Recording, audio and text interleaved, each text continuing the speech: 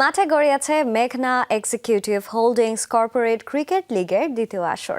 রাজধানীর পূর্বাঞ্চলে ক্রিকেটার্স একাডেমিতে মেঘনা এক্সিকিউটিভ হোল্ডিংসের কর্মীদের অংশগ্রহণে শুরু হয়েছে 5 দিন ব্যাপী এই আসর।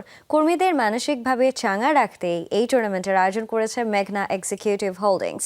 আগের আসরের চেয়েও এবার বড় পরিসরে টুর্নামেন্ট আয়োজন করেছে তারা। সব মিলিয়ে এই টুর্নামেন্টে অংশ নিয়েছে 15টি দল। উদ্বোধনী ম্যাচে অংশ নিয়েছিল এমবিএল অ্যান্ড স্লো স্পিনার এবং এসজিএল ওয়ারিয়ার্স। টুর্নামেন্টের ফাইনাল 15 জানুয়ারি। টুর্নামেন্টের মিডিয়া পার্টনার যমুনা টেলিভিশন। বিনীতভাবে অনুরোধ করছি